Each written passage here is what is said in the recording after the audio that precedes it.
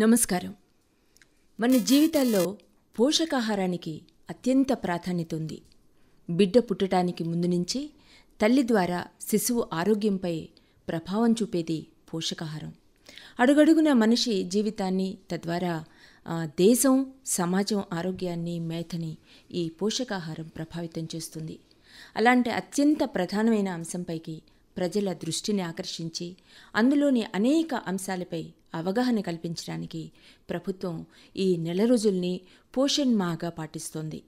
ఈ సందర్భంగా అసలు పోషణలో అంతర్భాగంగా ఉన్న అనేక సామాజిక ఆర్థిక అంశాలు ఎలా ఉన్నాయి, వాటిని మనం ఎలా అడ్రస్ చేయాలి, అందుకు ప్రభుత్వాలు తీసుకుంటున్న చర్యలు ఎలా ఉంటున్నాయి, ఇలాంటి అన్ని అంశాలని ఈనాటి మన చర్చా కార్యక్రమంలో మాట్లాడుకుందాం. ఇందుకోసం మన స్టూడియోలో ఉన్నారు మహిళాభివృద్ధి, శిశు సంక్షేమ శాఖ, పోషణ్ అభియాన్ న్యూట్రిషన్ కన్సల్టెంట్లు శ్రీమతి ఎస్ ప్రశాంతి, అలాగే శ్రీ జి నరసింహారావు గారు. నమస్కారం అండి. చర్చా కార్యక్రమానికి స్వాగతం. నమస్కారం అండి. నమస్కారం అండి. చెప్పండి ప్రశాంతి గారు, పోషణ్ మా పేరుతో మనం నెల రోజుల పాటు దేశవ్యాప్తంగా అలాగే రాష్ట్ర వ్యాప్తంగా అనేక అవగాహన కార్యక్రమాలు అవగాహన కల్పిస్తున్నాము ప్రజలకి, అలాగే అనేక కార్యక్రమాలని చేస్తూ ఉన్నాము. జనరల్గా ఈ కార్యక్రమాల్లో ఎలాంటి అంశాల మీద మనం అవగాహన కల్పించడానికి ప్రయారిటీ ఇస్తూ ఉంటారు?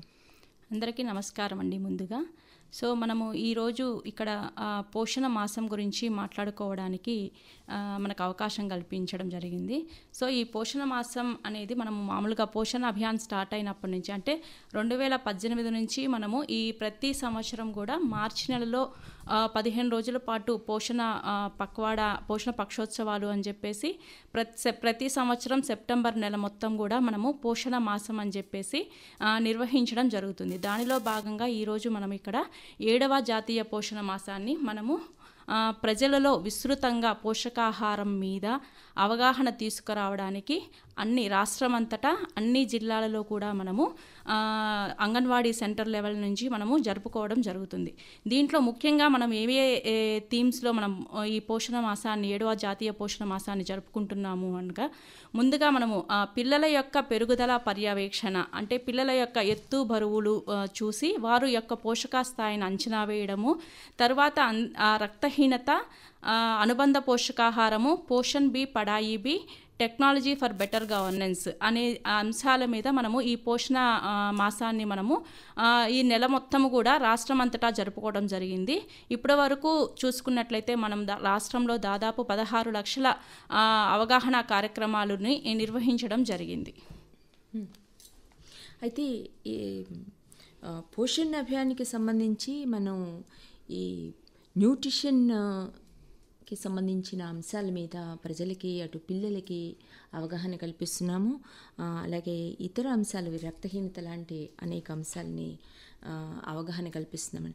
అసలు నరసింహరావు గారు, ఈ రక్తహీనత లాంటి అంశాలు చాలా దీర్ఘకాలంగా వస్తూ ఉన్నాయి కదా, ఇది ఇప్పటికీ ఈ అంశం ఒక ముఖ్యమైన అంశంగా మన ముందు ఎందుకు ఉంది? దీన్ని పరిష్కారం ఎందుకు అవ్వట్లేదంటారు?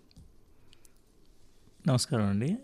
రక్తహీనత అనేది మనందరికీ తెలుసు. రక్తహీనత పిల్లల్లో ఉంది, కిషోర్ బాలికల్లో ఉంది, గర్భిణీ స్త్రీలలో, అలానే పునరుత్పత్తి వయసులో ఉండే 15 నుండి 49 సంవత్సరాల వయసులో ఉండే మహిళల్లో కానీ, పురుషుల్లో కానీ, అంటే జనాభాలో ఎక్కువ శాతం మందిలో రక్తహీనత అనేది సమస్యగా కనబడుతుంది. ఎందుకు మనము చాలా ఏళ్ల తరబడి రక్తహీనత గురించి మనము చర్చల్లోనూ, అలానే రక్తహీనత గురించి ఒక సమస్యగా చూస్తున్నామంటే, ముఖ్యంగా మనకు అర్థమవుతున్న విషయం ఏంటంటే, మనం తీసుకునే ఆహారం ఒక అంశం అయితే, ఆ ఆహారంలో ఐరన్ సమృద్ధిగా ఉండే ఆహారం తినాలి అనేది ఒక ప్రధానమైన అంశం. మనకు ఐరన్ సమృద్ధిగా లభించాలి మన శరీరానికి కావాల్సిందంటే, కనీసం వారంలో 4 సార్లన్నా ఆకుకూరలు మనం తినగలిగితే అదొక మంచి అవకాశం. అలానే ఎవరైతే మాంసాహారులు ఉన్నారో వారికి మాంసం నుండి కూడా కొంత ఐరన్ లభించే అవకాశం ఉంది. అయితే ఐరన్ మనము శరీరానికి కావాల్సిన సమృద్ధిగా లభించే ఐరన్ తీసుకోవడం ఒక అంశం అయితే, మనం తిన్న ఐరన్ వంట పట్టాలి శరీరానికి. దాని నుంచి మన రక్తంలో హిమోగ్లోబిన్ సమృద్ధిగా ఆరోగ్యంగా ఉండాలి అంటే వైటమిన్ సి కూడా మనం తీసుకోవడం ఐరన్తో పాటు చాలా ముఖ్యమైన అంశం. అంటే మనం ఆహారపు అలవాట్లు ఎలా ఉండాలంటే ఐరన్ సమృద్ధిగా ఉండే ఆహారంతో పాటు కొద్దిగా పుల్లగా ఉండే ఆహారాలు కూడా అంటే నిమ్మకాయ కానీ, ఉసిరికాయ కానీ, అంటే తాజాగా ఉండే కూరల్లో ఉండే పుల్లటి పదార్థాలు తీసుకుంటే మంచిది. అలా అని మనం బాగా ఊరబెట్టిన ఎక్కువ ఉప్పు ఉండే మనము పచ్చళ్ళు అట్లాంటి వాటిలో ఉప్పు కానీ, చింతపండు కానీ, ఇది మనం పులుపు అనే అపోహలులోకి వెళ్ళకూడదు. అంటే ప్రధానంగా సి విటమిన్ ఎక్కువగా ఉండే ఆహారాన్ని తీసుకోవాలండి. తప్పకుండా అండి. ఐరన్తో పాటు మనం ఎప్పుడైతే సి విటమిన్ ఆహారంగా తీసుకుంటామో పిల్లలకి ఇచ్చే ఆహారంలో కూడా ఇది ఉండేలాగా మనం ఖచ్చితంగా జాగ్రత్తలు తీసుకోవాలి. ముఖ్యంగా మనము శ్రద్ధ వహించాల్సింది ఇప్పటి ఆధునిక యుగంలో కిషోరి బాలికలు అలానే బాలబాలికలు ఇద్దరు కూడా ఇప్పుడు మనం తినే ఆహారపు అలవాట్లు చాలా జంక్ ఫుడ్ వైపు మరలుతున్నాయి. కాబట్టి ఐరన్ సమృద్ధిగా మన రక్తంలో ఉండేలాగా చూసుకోవాలి. రక్తహీనత అనేది ఒక సమస్యగా మారకుండా ఉండాలి అంటే మన ఆహారపు అలవాట్లు ఖచ్చితంగా మారాలి. అప్పుడే మనము ఒక కౌమార బాలిక వివాహ వయసులో వివాహమైనప్పుడు, అలానే పిల్లల్ని కనే వయసులో ఉండే మహిళల్లో కానీ, పిల్లల్ని కన్న తల్లుల్లో కానీ ఆ పిల్లలు జాగ్రత్తగా చూసుకునేదానికి వాళ్ళకు శక్తి ఉండాలి అన్నా కూడా రక్తహీనత అనే సమస్యని మనం దూరంగా ఉంచాలంటే మన ఆహారపు అలవాట్లు అనేది చాలా ముఖ్యమైన భాగం. ఈ ప్రవర్తనని మనము అర్థం చేసుకోవాలి. ఈ ప్రవర్తన మీద మనం ఎక్కువ దృష్టి పెట్టగలిగితే ఒక సమాజంగా కానీ, ఒక వ్యవస్థగా కానీ, కుటుంబాల్లో కానీ మనం దీన్ని మనము రూపుమాపటానికి చక్కటి అవకాశం ఉంటుంది. సో మనము ఆకుకూరలతో పాటు విటమిన్ సి ఉండే ఆహారాలు తీసుకోవడం చాలా శ్రేయస్కరం. అయితే ప్రశాంతి గారు, మీరు ఇందాకన్నట్టు ఈసారి పోషణ్ మాకు సంబంధించి రక్తహీనతతో పాటు ఇంకా కొన్ని అంశాల మీద మనం దృష్టి పెడుతున్నామన్నారు. రక్తహీనత అనేది కంటిన్యూస్ ప్రోగ్రాము నడుస్తుంది, రక్తహీనత మీద అవగాహన కల్పించడం అనేది. దీంతో పాటు ఇంకా ఎలాంటి అంశాలని ఈసారి మనం దృష్టి పెట్టామంటారు? ముఖ్యంగా మనం చూసుకున్నట్లయితే లక్ష్మి గారు, అనుబంధ పోషకాహారం పిల్లల్లో ముఖ్యంగా అంటే మనం ఏం చేస్తున్నాము అంటే గర్భవతిగా గర్భం దాల్చినప్పటి నుంచి ఆమె మన అంగన్వాడీ సెంటర్లో నమోదు చేసుకొని అక్కడ నుంచి మనకి ఈ ఆరోగ్యలక్ష్మి పథకం కింద 1 ఫుల్ మీల్ అని చెప్పేసి ఇవ్వడం జరుగుతుంది. ఎవరైతే ప్రసవానికి దగ్గరగా ఉన్నారో వారికి ముందు నుంచే ఈ అంటే మనకి ఈ బ్రెస్ట్ ఫీడింగ్ అనేది అంటే కంపల్సరీ కూడా 6 నెలలు కేవలం తల్లిపాలు మాత్రమే ఇవ్వాలి. తల్లిపాలలో బిడ్డకు కావలసినన్ని పోషకాలు ఉంటాయి అని అందరి ఈ గర్భిణీలకు కూడా ముందుగానే మనము, తర్వాత పుట్టిన వెంటనే వీలైనంత త్వరగా ముర్రుపాలు, దాన్నే మనం కొలెస్ట్రాల్ అని కూడా అంటున్నాము. సో ముర్రుపాలు తాపించండి అని చెప్పేసి ముందు నుంచే వారికి మన అంగన్వాడీ టీచర్లు అందరూ కూడా వారికి మన దగ్గర మంచి మంచి రీసోర్స్ బుక్స్ ఉంటాయి, ఇంటింటికి అంగన్వాడీ అని చెప్పేసి ఆ పుస్తకాలను చూపించి ఆ గర్భవతులకి బాలింతలకి క్షుణ్ణంగా వివరించడం జరుగుతుంది. ఆ తల్లిపాలు ఇవ్వడం వల్ల బిడ్డకి ఇమ్యూనిటీ పవర్, ఫస్ట్ ఇమ్యునైజేషన్, ఈ తల్లిపాలు, ఈ కొలెస్ట్రాల్ అనే మనకి ఈ ముర్రుపాలు తాపిస్తేనే వాళ్ళకి ఫస్ట్ ఇమ్యునైజేషన్ అని చెప్పేసి వ్యాధులు రాకుండా మనం ఇచ్చే టీకాలు లాంటివి, వ్యాధులను తట్టుకునే శక్తి మనకి, వ్యాధి నిరోధక శక్తి అనేది ఈ ముర్రుపాల ద్వారానే బిడ్డలకు వస్తుంది. సో కంపల్సరీ వీలైనంత త్వరగా, ఇదివరకు మనం గంటలోపు అని చెప్పాలి, ఇప్పుడు అట్లా కాకుండా ఎంత త్వరగా వీలైతే మీరు అంత త్వరగా బిడ్డకి ముర్రుపాలు తాపించండి. దానితో పాటు 6 నెలలు బిడ్డకు కేవలం తల్లిపాలు మాత్రమే ఇవ్వండి. దాన్ని తప్ప ఇంకా ఎటువంటి తేనె, నీరు ఇట్లా ఏమీ కూడా మీరు ఇవ్వద్దు. ఎందుకంటే తల్లి పాలల్లోనే అన్ని నీటి శాతం, అన్ని అంటే బిడ్డకు కావాల్సిన పోషకాలన్నీ కూడా మనము దాని ద్వారా అందుతాయి. కాబట్టి ఎటువంటి అవసరం లేకుండా తల్లిపాలు ఇవ్వండి. 6 నెలల తర్వాత బిడ్డకి యాక్టివిటీస్ అంటే అంటే నడవడము, పాకడము, ఇట్లాంటివన్నీ, పాకడం తర్వాత నడవడము, లేచడం, ఇవన్నీ స్టార్ట్ అవుతాయి. కాబట్టి తల్లిపాలు మాత్రమే సరిపోవు. కాబట్టి 6వ నెల నిండిన తర్వాత మనము 6వ నెల నుంచి ఈ అనుబంధ పోషకాహారం మొదలు పెట్టండి. అనుబంధ పోషకాహారం మొదలు పెట్టేటప్పుడు కూడా మీరు బిడ్డకి శుభ్రంగా చేతులు క్లీన్ చేసుకొని బిడ్డకి తినిపించడం, గిన్నె కానీ స్పూన్ కానివ్వండి, దాన్ని మనం శుభ్రంగా కడుక్కొని మీరు స్టార్ట్ చేయండి. స్టార్ట్ చేసేటప్పుడు మీరు వారికి పలుచగా అంటే కొంచెం సెమీ సాలిడ్ అంటే జారుగా ఉండేటట్లు ఫస్ట్ తినిపించండి. దాని తర్వాత గ్రాడ్యువల్గా ఇంక్రీజ్ చేసుకుంటూ పోండి. ఇక్కడ మనకి అబ్జర్వ్ చేసినట్లయితే ఏమవుతుంది అంటే అన్నప్రసన్న అవన్నీ కూడా మన అంగన్వాడీ సెంటర్స్లో కానివ్వండి, ఇంట్లలో కానీ చేస్తున్నారు లక్ష్మి గారు.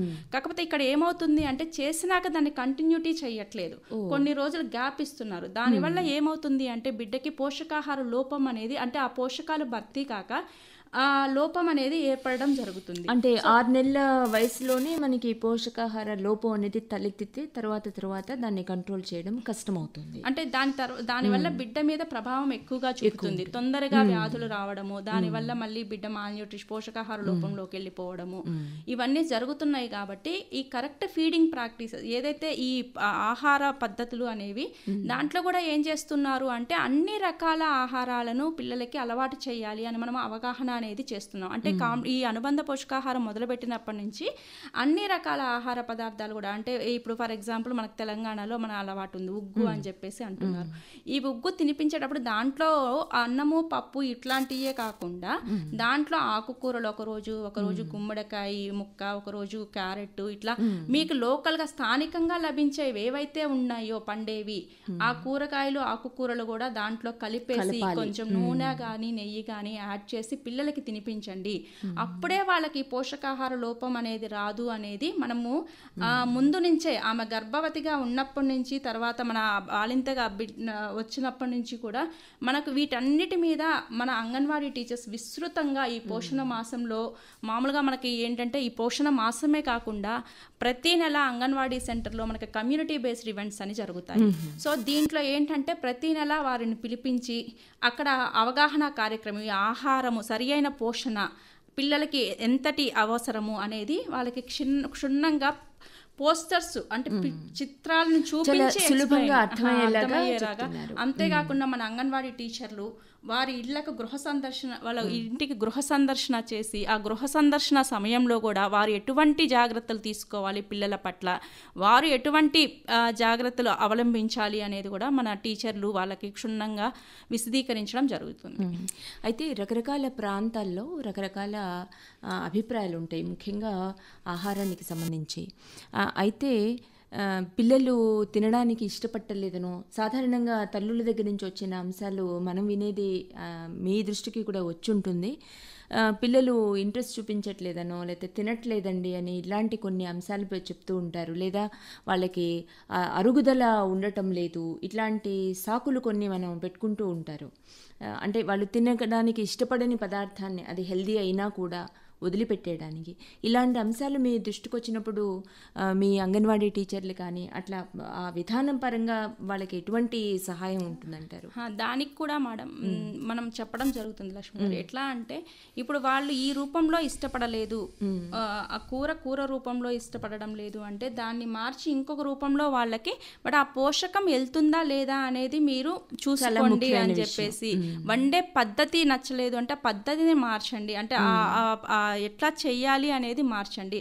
అంతేగాని అదే పనిగా దాన్ని తీసి పక్కన పెట్టకండి పిల్లలు తినట్లేదు అని చెప్పేసి అని మనం తల్లులకి అప్పుడప్పుడు మనం ఈ పోషణ మాసంలో సందర్భంగా డెమాన్స్ట్రేట్ చేసి కూడా చూపించడం, కొన్ని వండే విధానం కూడా చేసి చూపించడం అనేది జరుగుతుంది. అంటే ముఖ్యంగా ఈ సందర్భంగా ఏంటంటే తల్లులకి ముఖ్యంగా ఇంట్లో ఆహార పదార్థాన్ని వండి పెట్టే వాళ్ళకి ఒక సంపూర్ణమైన అవగాహన కల్పించే ప్రయత్నం జరుగుతుంది అంగన్వాడీ సెంటర్లో. దాంతోపాటు ఇప్పుడు మనం మేల్ పార్టిసిపేషన్ కూడా చాలా ముఖ్యము. భర్తల ఇన్వాల్వ్మెంట్ ఉంటేనే, అంటే తల్లి పోషకాహారం అందించడం అనేది ఒక తల్లి బాధ్యతే కాదు, ఈ పోషకాహార లోపాన్ని అరికట్టడంలో భార్య భర్త ఇద్దరూ కూడా పాత్ర ఉంది అని చెప్పేసి మన గ్రామ స్థాయిలో అంగన్వాడీ సెంటర్లో ఏంటంటే భర్తలకి కూడా ఈ న్యూట్రిషన్ కాంపిటీషన్స్ అనేవి ఈ ఎట్లా చిన్నవి వండాలి అని చెప్పేసి మనం పోషణ మాసంలో అవి కూడా కండక్ట్ చేయడం జరుగుతుంది. దాంట్లో పార్టిసిపేషన్ ఎట్లా ఉందంటే చాలా వరకు ముందుకు వస్తున్నారు. మన భార్య భర్త ఇద్దరు కలిసి వండి అక్కడ ఎగ్జిబిట్ చేయడం అయితే జరుగుతుంది. చాలా బాగుందండి, ఇది ఇంట్రెస్టింగ్ అంశం చెప్పారు. అయితే నరసింహరావు గారు ఒకటి చెప్పండి, ఈ చాలా చైతన్యవంతమైన సమాజాలు అనుకున్న సందర్భాల్లో కూడా ముఖ్యంగా ఈ పట్టణ ప్రాంతాల్లో అలాగే విద్యావంతులైన కుటుంబాల్లో కూడా కొన్ని సందర్భాల్లో ఈ పిల్లల పోషణకి సంబంధించి వ్యత్యాసాలు ఉంటాయి. వాటిని ఆ తేడాల్ని రకరకాల కారణాలు ఉంటాయి, అపోహలు కావచ్చు, లేకపోతే ఇతర అంశాలు, ఇతర అట్రాక్షన్స్ ఇట్లాంటివి కావచ్చు, జంక్ ఫుడ్ పిల్లలకి రుచిగా ఉండడము, అది వాళ్ళు ఇష్టపడడము, దాని మీదే వాళ్ళ పోషణ ఆధారపడడము, ఇలాంటి రకరకాల అంశాలు ఉన్నాయి. ఈ పోషణ అనేది వీటన్నిటిలోనూ నిర్లక్ష్యానికి గురవుతూ ఉంటుంది, ముఖ్యంగా పట్టణ ప్రాంతాల్లో. దీనికి సంబంధించి ఎలాంటి అవగాహన కల్పిస్తున్నారు? దీనికి సంబంధించి ఎలాంటి శాస్త్రీయమైన దృక్పథాన్ని మీరు అవలంబిస్తున్నారు? ఇప్పుడు మనం చూసినట్టయితే మీరు చెప్పిన సందర్భం చాలా సముచితం. ఎందుకంటే మనం మారుతున్న కాలానుగుణ పరిస్థితులు అయితే ఏంటి, మనకున్న సమయం అనేది పట్టణ ప్రాంతాల్లో ఈ సమస్య కొంచెం అధికంగానే కనబడుతుంది. ఎందుకంటే మనం పిల్లల పోషణ పరిస్థితి గురించి ఆలోచించినప్పుడు ఎక్కువ మంది లోపు పోషణ, అలానే ఇంకొక ఇప్పుడు పరిస్థితుల్లో మనకి ఊబకాయం అనేది కూడా ఒక పెద్ద సమస్యగా మారుతుంది. అంటే ఇది ఎందుకు ఈ సమస్య వస్తుంది అంటే, ప్రస్తుతం ఇది బాగా అభివృద్ధి చెందిన దేశాల్లో ఊబకాయ సమస్య, ఒబెసిటీ అంటాం లేదా ఓవర్ వెయిట్ అంటాం, ఇది అక్కడ ఎక్కువ ఉంది. కానీ మన దేశంలో లోపు పోషణ అనేది సమస్యగా ఉంది. ఈ రెండు సందర్భాలు మనం ఆలోచించినప్పుడు పిల్లల్లో ఏమవుతుందంటే, ఇప్పుడు తల్లిదండ్రులకి సమయం లేకపోవడం, లేకపోతే పిల్లలు మారం చేస్తున్నారు కదా అని ఏదో ఒకటి వాళ్ళకి జంక్ ఫుడ్స్, చిప్స్ లాంటివి, కుర్కురే లాంటివి ఇచ్చేయడము, ఇవి పిల్లల్లో ఏమవుతుందంటే వాళ్ళ గట్ అంటే లోపల జీర్ణ వ్యవస్థని చాలా దెబ్బతీసే పరిస్థితి ఉంది. ఇప్పుడు ప్రపంచవ్యాప్తంగా కూడా మనము ప్రతిరోజు పేపర్లలోనూ టీవీల్లోనూ చూస్తున్నాము, న్యూస్ వింటున్నాము. ఏంటంటే ఎక్కువ క్రొవ్వులు అంటే హై ఫ్యాట్స్, అలానే ఎక్కువ షుగర్స్, తీపి పదార్థాలు, ఎక్కువ ఉప్పు, ఎక్కువ సాల్ట్ ఉండే ఆహారాలు తినకుండా ఉండాలి. ఎందుకంటే మనం తినే ఆహారంలో తగ్గించాల్సిన ప్రధానమైన 3 అంశాలు ఏంటంటే క్రొవ్వులు, షుగర్స్, అలానే సాల్ట్స్. ఇవి తగ్గించగలిగితే ఏమవుతుందంటే మీ జీర్ణ వ్యవస్థ అలానే జీవక్రియలు కూడా చాలా వేగవంతంగా, చాలా ఉత్సాహవంతంగా జరుగుతాయి రోజంతా మనం మెలకుతో ఉన్నప్పుడు. అలానే ఇంకొక ప్రధానమైన అంశం మనం అర్థం చేసుకోవాల్సింది ఏంటంటే, పిల్లల పోషణ ఇంతకుముందు ప్రశాంతి గారు కూడా ప్రస్తావించారు. ఏంటంటే పిల్లల్ని మనము ఆహారం అంటే తినిపించడం అనేది ఒక హడావుడి ప్రక్రియగా ఉండకూడదు. ఏ టీవీ ముందు కూర్చోవడము, లేకపోతే ఏదో మనము ప్రధ్యానంగా ఉండి వాళ్లకు ఈ కార్యక్రమం ఈ తంతు ముగిద్దాం అన్నట్టుగా ఉండకూడదు. పిల్లల్ని మనం చాలా సందర్భాల్లో అంగన్వాడీ కేంద్రాల ద్వారా, అలానే మనము కుటుంబాలతో వెళ్ళి మాట్లాడుతున్నప్పుడు కూడా ఒక సలహా ఏమిస్తున్నామంటే, మీరు రెస్పాన్సివ్గా ఉండండి. అంటే బాధ్యతాయుతమైన ఫీడింగ్ ఎలా ఉండాలి అంటే, పిల్లలు ఏం తింటున్నారు, మనం పెడుతున్న ఆహారం యొక్క రుచి వాళ్ళకు అర్థమవుతుందా, ఈ ఆహారం యొక్క రంగు ఎలా ఉంది, ఏం తింటున్నారు అనేది పిల్లలకు అర్థం చేసుకోవడం చాలా ఎక్కువ వాళ్ళ మైండ్ మీద కానీ, వాళ్ళ శరీరం యొక్క అభివృద్ధి మీద కానీ ఉత్సాహవంతమైన ప్రభావం చూపిస్తుంది. ఎందుకంటే పిల్లలు కూడా చంటి పిల్లలు కూడా ఇష్టాలు అనేవి డెవలప్ అవుతాయి ఈ ఏజ్లో. ఫర్ ఎగ్జాంపుల్ మనము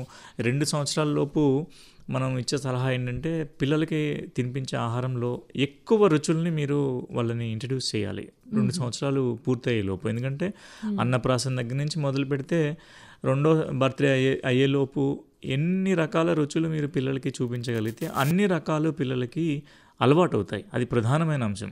లేకపోతే ఏమవుతుందంటే, ఎదిగే క్రమంలో పిల్లలకు కూడా ఇష్టాలు ఎప్పుడైతే ఏర్పడతాయో అప్పుడు కొన్ని రకాల ఆహార పదార్థాలు మనం ఎంత ప్రయత్నం చేసినా కానీ, మీకు కూడా కుటుంబాల్లో అనుభవం ఉండొచ్చు, గ్రామాల్లో కానీ పట్టణాల్లో కానీ. కొంతమంది పిల్లలు పెద్దవాళ్ళు అయిపోయినా కూడా ఇప్పటికి కూడా పెరుగు తినడం అలవాటు ఉండదు.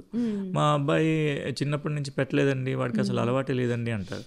కొంతమంది పాలు తాగరు, కొంతమంది గుడ్డు తినరు. ఎందుకు ఇవి ఏర్పడతాయంటే, ఏదైనా పెద్దవాళ్ళుగా మనం పిల్లలకి ఆహారాన్ని రుచి చూపించటము, ఆహారం యొక్క టేస్ట్ని మనం పిల్లలకి అలవాటు చేయడంలోనే మన ప్రయాస అంతా ఉంటుంది. కాబట్టి మనం గుర్తుపెట్టుకోవాల్సిన విషయం ఏంటంటే, పిల్లలకి 2 సంవత్సరాల లోపు వీలైనన్ని రుచుల్ని చూపించండి. ప్రధానంగా ఎక్కువ ఫ్యాట్స్ కానీ, ఎక్కువ తీపి కానీ, ఎక్కువ షుగర్స్ని అలవాటు చేయకండి. ఇంకొకటి, ఇంతకుముందు ప్రశాంతి గారు కూడా ప్రస్తావించినట్టుగా, చంటి పిల్లలకి ఆహారం పెట్టేటప్పుడు ప్రతిసారి మీరు ఆహారం తినిపించేటప్పుడు ఒక 5 గ్రాములు నూనె కానీ, ఇంట్లో శుభ్రంగా ఉండే నూనె కానీ, లేదా మంచి నెయ్యి కానీ, నెయ్యి ఉంటే నెయ్యి కానీ, ఒక చెంచా నెయ్యి అందులో కలిపి తినిపించండి. ఎందుకంటే గుడ్ ఫ్యాట్స్ అనేవి పిల్లలకి వాళ్ళ బ్రెయిన్ డెవలప్మెంట్కి, ఫిజికల్ డెవలప్మెంట్కి చాలా ఉత్సాహంగా పనిచేస్తాయి. ఎందుకంటే ఎవరైనా చంటి పిల్లలు 5 సంవత్సరాలు 5వ బర్త్డే అయ్యేలోపు ఎక్కువసార్లు కుపోషణకు గురైతే ఏమవుతుందంటే, పెద్దయినప్పుడు వీళ్ళలో ఎక్కువ ఆహార సమస్యలు, ఆరోగ్యపరమైన సమస్యలు వచ్చే శాతం చాలా ఎక్కువ ఉంటుంది. గుండె జబ్బులు రావచ్చు, లేకపోతే హార్మోన్ల సమస్య రావచ్చు, లేదంటే మధుమేహం లాంటి షుగర్ వ్యాధులు రావచ్చు, ఇంకేదైనా కూడా ఆరోగ్యమైన సమస్య వచ్చే సందర్భం ఉంటుంది. కాబట్టి ఈ సందర్భంలో సలహా ఏంటంటే చంటి పిల్లలు తినే ప్రతి ఆహారం ఇంట్లోనే వండి ఇంట్లోనే తయారు చేసింది ఇవ్వండి. ఎందుకంటే వాళ్ళ జీర్ణ వ్యవస్థ చాలా ఆరోగ్యంగా ఉంటుంది, మంచి బ్యాక్టీరియా అందులో డెవలప్ అవుతుంది. ఇది చాలా ఇంపార్టెంట్. దీనికి నేను ఇంకొకటి యాడ్ చేస్తాను. పిల్లలకి ఏంటి అంటే క్వాలిటీ క్వాంటిటీ అనేది చాలా ముఖ్యం. అంటే టైంకి ఎంత తినిపిస్తున్నాము, ఏదో పెట్టాము అన్నది కాకుండా క్వాంటిటీ, వాళ్ళకి పెరుగుదలకు సరిపోయేంత మనం తినిపిస్తున్నామా లేదా, రోజు గ్రాడ్యువల్గా ఆ పరిమాణాన్ని పెంచుతున్నామా లేదా అనేది కూడా తల్లిగా చెక్ చేసుకోవాల్సిన బాధ్యత అనేది ఉందన్నమాట.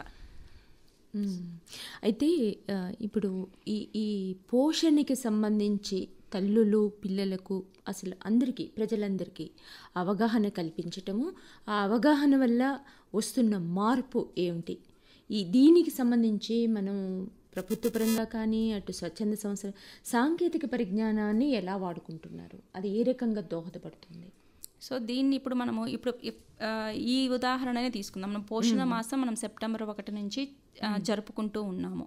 సో దీన్ని మనము ఏంటంటే ప్రతిరోజు అంగన్వాడీ సెంటర్లో ఆ సెక్టార్ కానివ్వండి, ఆ ప్రాజెక్ట్ లెవెల్లో కానివ్వండి, జరిగినటువంటి కార్యక్రమాలన్నింటినీ కూడా మనకు ఒక జన ఆందోళన అని ఒక డాష్ బోర్డ్ ఉంటుంది. ఆ డాష్ బోర్డ్లో ఏంటంటే వాళ్ళు ఏ కార్యక్రమం చేసినా దాంట్లో అప్లోడ్ చేయడము, దానికి సంబంధించినటువంటి పిక్చర్స్ దాంట్లో ఫొటోస్ దాంట్లో అప్లోడ్ చేయడం అనేది జరుగుతూ ఉంటుందన్నమాట.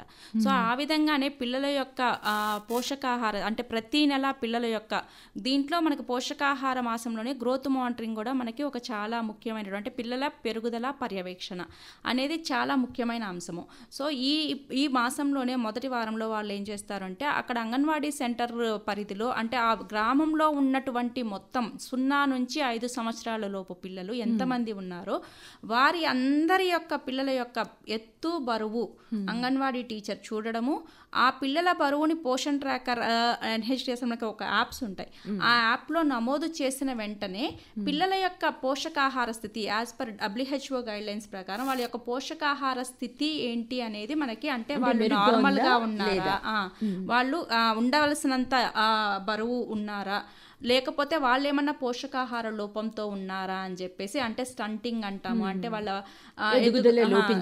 ఎత్తుకు తగ్గటువంటి వయసుకు తగ్గటువంటి ఎత్తు లేకపోవడము, అదేవిధంగానే అతి తీవ్ర లోపపోషణతో ఉన్నారా, తీవ్ర లోపపోషణతో ఉన్నారా అనేది అది కూడా మనకి దాంట్లో రావడం అనేది జరుగుతుంది. దాంట్లోనే మనకి ఈ యాప్స్ని అట్లా ఉపయోగించుకొని ఆ యాప్స్ ద్వారా ఎవరైతే మనకి ఆ లైన్ లిస్టింగ్ అయినటువంటి పిల్లలు ఉన్నారో ఆ పిల్లలందరికీ కూడా సరి అయిన పోషకాహారం అందేలాగా చూసుకోవడం అనేది అక్కడ అంగన్వాడీ టీచరు, సూపర్వైజర్, ICDS సిబ్బంది అంతా కూడా దాని మీద పనిచేస్తూ ఉంటుంది. అయితే మనకి ఈసారి పోషణ అభియాన్కి సంబంధించి ముఖ్యమైన అంశాల్లో ఈ పర్యావరణానికి సంబంధించి కూడా ఒక అంశం ఉంది. అఫ్ కోర్స్ పర్యావరణం అనేది మన జీవితాల్లో అన్ని అంశాలని తో ముడిపడి ఉన్న అంశము. అయితే ఈ పోషణకి సంబంధించి పర్యావరణాన్ని ఎలా లింక్ చేసి మాట్లాడుతున్నారంటారు నరసింహరావు గారు? పర్యావరణం పరిరక్షించుకోవడం అనేది అత్యంత ముఖ్యమైన చాలా సున్నితమైన అంశం ఇది. ఎందుకంటే మన పర్యావరణం ఎప్పుడైతే సమతులంగా ఉంటుందో మన వ్యవసాయ విధానం ఆరోగ్యంగా ఉంటుంది. ఎప్పుడైతే పంటలు సమృద్ధిగా పండుతాయి, అన్ని రకాల పంటలు, ఇప్పుడు మనము కేవలం బియ్యము పప్పులే కాకుండా తృణధాన్యాల గురించి కూడా మనం మాట్లాడుతున్నాం. ఈ సందర్భంలో మనం పర్యావరణాన్ని కూడా పోషణతో పాటే రక్షించుకోవాలనే ఉద్దేశంతో ప్రభుత్వం ఈసారి పోషణ మాసం సందర్భంగా అమ్మ పేరుతో ఒక మొక్క నాటండి. ఎందుకంటే అందరికీ అమ్మ అంటే అందరికీ దైవమే, అమ్మ అంటే చాలా ప్రేమ, అందరికీ ఇష్టం ఉంటుంది. అందుకని అమ్మ పేరుతో మీరు ఎప్పుడైతే మొక్కని నాటుతారో మీరు ఆ మొక్కను కూడా అమ్మలాగానే చూసుకుంటారు, చాలా ప్రేమగా ఇష్టంగా పెంచుకుంటారనే ఉద్దేశంతో దేశవ్యాప్తంగా అలానే తెలంగాణ రాష్ట్రంలో కూడా మనం అన్ని అంగన్వాడీ కేంద్రాల ద్వారా గ్రామాల్లో పట్టణాల్లో ముఖ్యంగా ప్రధానమంత్రి నరేంద్ర మోదీ గారు ఈ విషయం మీద పిలుపు ఇవ్వడంతో చాలా విశేషమైన స్పందన లభిస్తోంది దేశవ్యాప్తంగా. చాలా ఉత్సాహంగా అంగన్వాడీ టీచర్లు, హెల్పర్లు, అన్ని అధికారులు కూడా అన్ని రాష్ట్రాల్లో అన్ని స్థాయిల్లో మొక్కలు నాటడం జరిగింది. సో పర్యావరణ పరిరక్షణ అనే ఒక సున్నితమైన అంశాన్ని పిల్లల కార్యక్రమం ద్వారా మనం తీసుకువెళ్ళడం అనేది చాలా సంతోషించదగిన విషయము. ఈ సందర్భంలో ఈ పోషణ మాసంలోనే కాకుండా పర్యావరణ పరిరక్షణ అనే అంశాన్ని మనము ఎప్పుడు జీవిత క్రమంలో ఒక అంతర్భాగంగా దీన్ని ఆలోచించాలి, దీన్ని ఆచరణ రూపంలో చూపించాలి అనేది ఒక ముఖ్యమైన సందేశం మనము అంగన్వాడీ ICDS ద్వారా ఈ సందేశాన్ని ఇవ్వడం జరిగింది ఈసారి ప్రత్యేకంగా. అయితే ప్రశాంతి గారు, మనకి ఇప్పుడు దేశవ్యాప్తంగా పోషణకి సంబంధించి అనేక కార్యక్రమాలు అమలవుతున్నాయి. మన రాష్ట్రం విషయానికి వస్తే ఏదైనా ప్రత్యేకమైన అంశాలని మనం వ్యూహాత్మకంగా ఏమైనా ఇంక్లూడ్ చేసుకున్నామా మన కార్యక్రమంలో?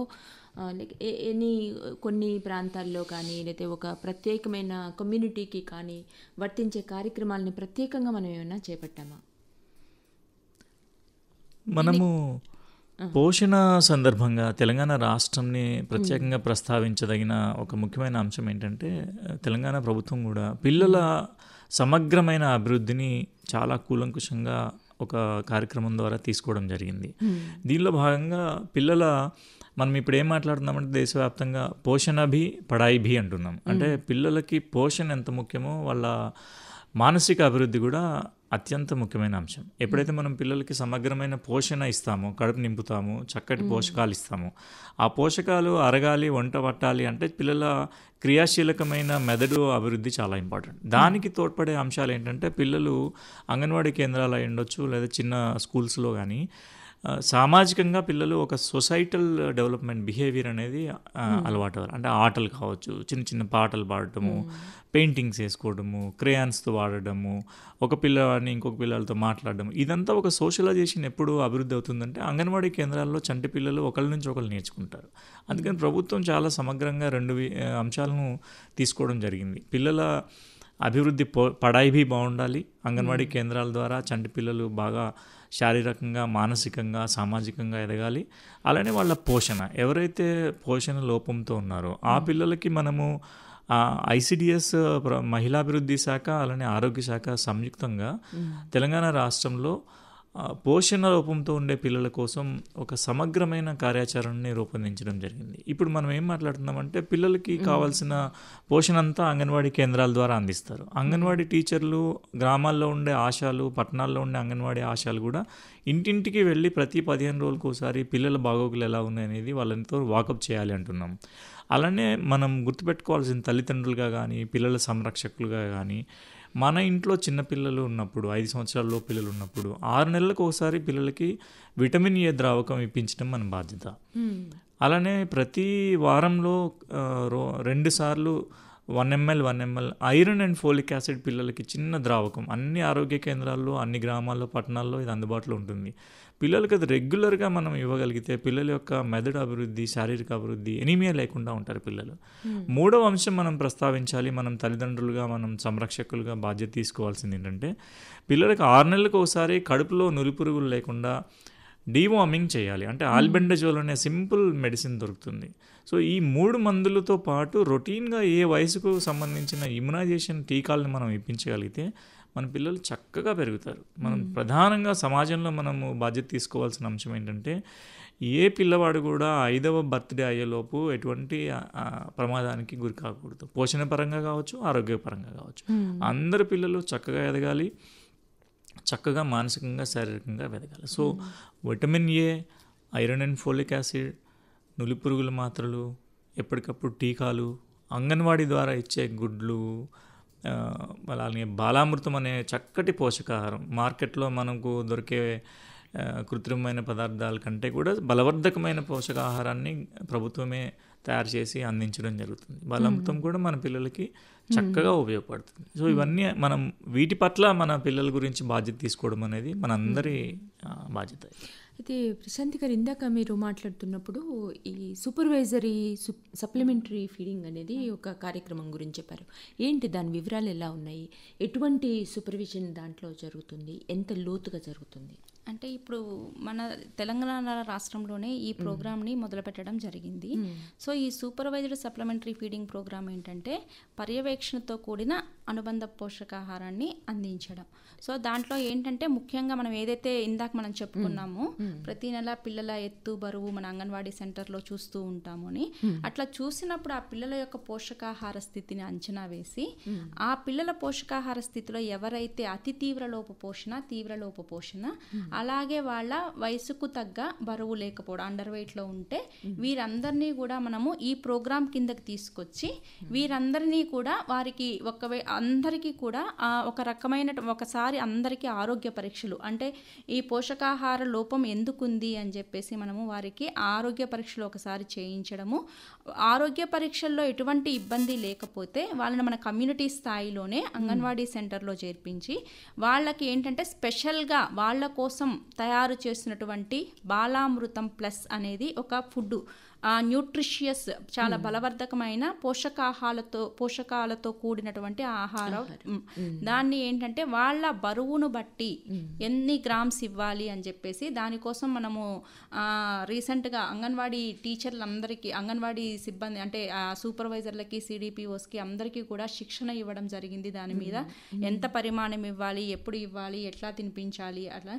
సో ఆ విధంగా వారికి తినిపించి వాళ్ళని ఫాలో అప్ విజిట్స్ చేసుకుంటూ అవసరమైనటువంటి ఆరోగ్య పరీక్షలు చేయించి వారిని ఆ పోషకాహార స్థితి ఏదైతే అతి తీవ్ర లోపపోషణ కానివ్వండి, పోషకాహార లోపం కానీ ఉన్నటువంటి పిల్లల్ని మామూలు స్థాయికి తీసుకొచ్చేటటువంటి ఒక విధమైనటువంటి ప్రోటోకాల్ అనేది మనము ఈ SSFP ప్రోగ్రాంలో సో చేయడం జరుగుతుంది. ఇది మనం తెలంగాణ రాష్ట్రం అంతా కూడా అమలు చేయడం జరుగుతుంది. దానిలో భాగంగానే మన అందరికీ అంగన్వాడీ సిబ్బంది, ICDS సిబ్బంది అందరికీ కూడా ట్రైనింగ్స్ ఇవ్వడం జరిగింది. సో ఇప్పుడు మనం దాన్ని చాలా పగడ్బందీగా, అంటే మనం ముఖ్య ఉద్దేశం ఏంటంటే ఏ పిల్లవాడు కూడా 5 సంవత్సరాల లోపు పిల్లలు ఎవ్వరూ కూడా పోషకాహార లోపంతో బాధపడకూడదు, ఆరోగ్యంగా ఉండాలి అనే ఉద్దేశంతో మనము ఈ SSFP ప్రోగ్రామ్ని మనము ఈ సూపర్వైజ్డ్ సప్లిమెంటరీ ఫీడింగ్ ప్రోగ్రామ్ని మనము అమలు చేయడం అనేది జరుగుతుంది. అయితే నరసింహరావు గారు, మనకి సాధారణంగా ఈ న్యూట్రిషన్ ఇలాంటి అంశాలు, ఇప్పుడు ఒక వ్యాధి కలిగితే దాన్ని నయం చేయడం అనేది మనం ఇన్ని రోజులు అని తెలిసిపోతుంది, వ్యాధి నయమైందా లేదా అన్నది. ఇప్పుడు పోషకాహారం అనేది ఒక దీర్ఘకాలికమైన ప్రక్రియ. దీన్ని మనం అనేక పాలసీ పరంగా అనేక నిర్ణయాలు తీసుకుంటున్నాయి ప్రభుత్వాలు, అలాగే స్థానికంగా కూడా క్షేత్రస్థాయిలో అటు వాలంటరీ ఆర్గనైజేషన్స్ కావచ్చు, ఇతర భాగస్వాములు కావచ్చు, వీళ్ళందరూ కలిసి ఒక లక్ష్యంతో ఇంప్లిమెంట్ చేస్తున్న ఈ అంశాలు ఫలవంతమైనయా లేదా, రిజల్ట్ ఇస్తోందా లేదా అన్నది మనకి ఎలా తెలుస్తుంది? మీ అబ్జర్వేషన్లో అలాంటి సక్సెస్ స్టోరీస్ ఏమైనా మీ దృష్టికి వచ్చాయా? నిజమేనండి. పోషకాహారం అనేది మనకు ముందున్న సవాళ్లలో ఉన్న అతిపెద్ద సమస్య పోషకాహార లోపం. అయినప్పటికీ ప్రభుత్వాలు, స్వచ్ఛంద సంస్థలు, భాగస్వాములు అన్ని శాఖల సమన్వయంతో మనము ఈ సమస్యని కొద్దిగా మనం తగ్గించే ప్రయత్నం అయితే జరుగుతుంది. ఉదాహరణకి నేను మహిళాభివృద్ధి శిశు సంక్షేమ శాఖ ప్రజల్లో అవగాహన కలిగించాలనే ఉద్దేశంతో కొన్ని లఘు చిత్రాలని తయారు చేయడం జరిగింది. చాలా సంక్షిప్తంగా ఉంటాయి ఈ వీడియోస్ అన్నీ కూడా. మీరు చూడాలనుకుంటే మహిళాభివృద్ధి శిశు సంక్షేమ శాఖ యొక్క యూట్యూబ్ ఛానల్లో మీరు వీక్షించవచ్చు. ఈ వీడియోస్ని మేమేం చేసామంటే అంగన్వాడీ టీచర్ల ద్వారా వాళ్ళ దగ్గర పేర్లు రాయించుకున్న మహిళలకి చూపించడానికి ప్రయత్నం చేశాం. గర్భిణీలు కావచ్చు, బాలింతలు కావచ్చు, పిల్లల తల్లులు కావచ్చు. కొన్ని సందర్భాల్లో ఉదాహరణకి నేను హైదరాబాద్ జిల్లాలో, మేడ్చల్ జిల్లాలో ఒక సందర్భాన్ని మీ ముందు ప్రస్తావిస్తాను. ఒక బాలింత 6 నెలలలో చంటి పిల్లకి పాలు ఇవ్వడంలో ఎవరి కుటుంబం నుంచి, అంటే ఒంటరిగా ఉన్నారు, కుటుంబంలో ఎవరు లేరు, భర్త ఉన్నారు కానీ ఉద్యోగానికి వెళ్తుంటారు. సో ఆమె ఒంటరిగా పిల్లతో ఉన్నప్పుడు సందర్భంలో, ఆమె డిప్రెషన్లో ఉండే సందర్భంలో అంగన్వాడీ టీచరు ఈ వీడియోలను చూపించి ఆమెకి తల్లిపాలు ఇచ్చే విధానం ఏంటి, బిడ్డకి తల్లిపాలు ఇచ్చేటప్పుడు బిడ్డతో ఎలా సంభాషించవచ్చు, బిడ్డని ఎలా చేతనంగా ఉంచాలి, బిడ్డ బాగా పాలు చీకడము, బిడ్డకు కావాల్సిన మద్దతు అందించటము ఎలా చేయాలనేది తల్లికి వివరించిన సందర్భంలో 1-2 సార్లు 3 సార్లు అంగన్వాడీ టీచర్ వెళ్ళి అక్కడ ఫాలోఅప్ చేసి ఆమెని వాకప్ చేసి ఆమె ఆరోగ్య పరిస్థితి ఏందో కనుక్కొని కాస్త ధైర్యం చెప్పిన సందర్భంలో ఆమె ఒక నెల రోజుల్లోపే బిడ్డ ఆరోగ్యంగా పాలు తాగడం, బిడ్డ బరువు పెరగటము, బిడ్డ కూడా చలాకీగా ఉండటము, ఆమెకు కూడా ధైర్యం వచ్చినట్టుగా అనిపించడం, ఈ మార్పుల్ని మేము గమనించడం జరిగింది. ఇట్లాంటి సందర్భాలు చాలా జిల్లాల్లో ఉండొచ్చు. గద్వాల జిల్లాలో చూసాము, మంచిర్యాల, అలానే మన అడవుల జిల్లాలు భద్రాద్రిలో చూసాము, ఆసిఫాబాద్ జిల్లాలో, అట్లా అన్ని గ్రామాల్లో పట్టణాల్లో కూడా మాకు అంగన్వాడీ కేంద్రాల ద్వారా మీరు అందించిన సాయం వల్ల ఈ మార్పుల్ని మేము ఆలోచించగలుగుతున్నాము, గమనించగలుగుతున్నాము, అర్థం చేసుకోగలుగుతున్నాం అనే ఫీడ్బ్యాక్ వస్తుంది. దీనివల్ల మనకు అర్థమేమవుతుందంటే పోషకాహార లోపాన్ని మనము కలెక్టివ్గా పనిచేస్తే, అన్ని శాఖల సమన్వయంతో పనిచేస్తే దీన్ని మనము సునాయాసంగా అధిగమించవచ్చు అనే ధైర్యం మాత్రం మనం చెప్పవచ్చు. మీ అనుభవంలో మీరు గమనించిన అంశాలు, విజయవంతమైన సక్సెస్ స్టోరీ ఏమైనా ఉందా? సో మనం ఇప్పుడు ఇందాకే చెప్పుకున్నాము SSFP అంటే సూపర్వైజర్ సప్లిమెంటరీ ఫీడింగ్ అంటే ఈ బాలామృతం ప్లస్ ఇవ్వడం వల్ల ఎవరైతే అంటే ఇంతకుముందు మనం పెదపల్లిలో కానీ సార్ చెప్పినట్లు కొన్ని జిల్లాల్లో పిల్లలు ఎవరైతే లోపపోషణతో బాధపడుతున్నారో ఆ పిల్లల్ని ఈ ప్రోగ్రాంలోకి ఎన్రోల్ చేసిన తర్వాత నుంచి వాళ్ళకి పోషకాహార చికిత్స అంటే ఈ ఏదైతే బాలామృతం ఉందో దాన్ని తినిపించడము, టీచర్ ఖచ్చితంగా వాళ్ళకి తల్లికి ఈ ఎట్లాంటి ఆహారం ఇవ్వాలి, దీనితో పాటు ఇంట్లో ఆమె ఏ విధంగా తినిపిస్తుంది, ఏమేమి తినిపిస్తుంది అని ప్రత్యేకంగా దృష్టి పెట్టి చూడడం వల్ల ఆ పిల్లలు మామూలు అంటే పోషకాహార లోపం నుంచి బయటకు తీసుకువచ్చి నార్మల్గా ఉండే స్థితికి తీసుకురావడం అనేది మనకి చాలా స్టోరీస్ మనకి జరుగుతున్నాయి. సో డెఫినెట్గా మదర్ కానివ్వండి, లేకపోతే తల్లి కానివ్వండి, సంరక్షకులు కానివ్వండి, దీంట్లో ఏంటంటే పోషకాహార లోపం అనేది వారి బాధ్యతే కాకుండా అందరము కలిసి దాంట్లో మేల్ పార్టిసిపేషన్ కూడా చాలా ఇంపార్టెంట్ అండి. అది ఓన్లీ ఆడవాళ్ళదే లేదంటే తల్లి బాధ్యత అని కాకుండా ఈ బిడ్డ పోషకాహార లోపంతో ఉన్నారు అని గమనించినట్లయితే తల్లి తండ్రి ఇద్దరూ కనుక ప్రత్యేక శ్రద్ధ పెట్టి ఆ బిడ్డని తినిపించడంలో కానీ, తల్లికి వీలు కానప్పుడు తండ్రి ఇద్దరూ సమాన బాధ్యత తీసుకొని ఆ బిడ్డ పట్ల శ్రద్ధ చూపించినట్లయితే, దాంతోపాటు ఏదైతే మన అంగన్వాడీ ఈ సెంటర్లో ఇచ్చేటటువంటి సర్వీసెస్ ఉన్నాయో ఆ సర్వీసెస్ని కరెక్ట్గా ఉపయోగించుకున్నట్లయితే డెఫినెట్గా మన రాష్ట్రంలో ఈ పోషకాహార లోపం నుంచి అందరినీ నార్మల్కి వచ్చేందుకు మనం చాలా కృషి చేస్తున్నాము. దానికి అందరి సహకారం అయితే కంపల్సరీ అవసరము. సో అన్ని శాఖల సమన్వయంతో దీన్ని కనుక మనము తీసుకెళ్ళినట్లయితే డెఫినెట్గా అనుకున్న రిజల్ట్స్ మనము తీసుకురాగలుగుతామని మేము చెప్తున్నాము. అయితే పోషకాహారము దానికి సంబంధించిన వివిధ అంశాల పట్ల మనం ముఖ్యంగా ఒక కుటుంబంలోని అందరు సభ్యులు ఎలాంటి అవగాహన ఉంచుకోవాలి, అలాగే పిల్లల పోషణకి సంబంధించి ఎలాంటి జాగ్రత్తలు తీసుకోవాలి అన్నది మన నిపుణులు చెప్పారు.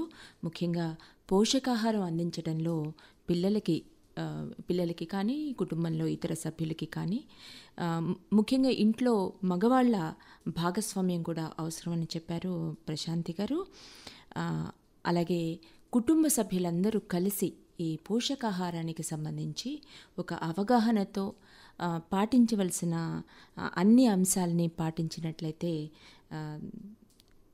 తప్పనిసరిగా ఈ కుపోషణ అనే అంశాన్ని మనం అధిగమించవచ్చు. అలాగే ఒక ఆరోగ్యవంతమైన సమాజము, తద్వారా దేశ ఆర్థిక సామాజిక సమున్నతికి ఇది దోహదపడుతుందని చెప్తున్నారు మన నిపుణులు. మళ్ళీ మరో అంశంతో మళ్ళీ మేము ముందుకు వస్తాము. అంతవరకు సెలవు. నమస్కారం.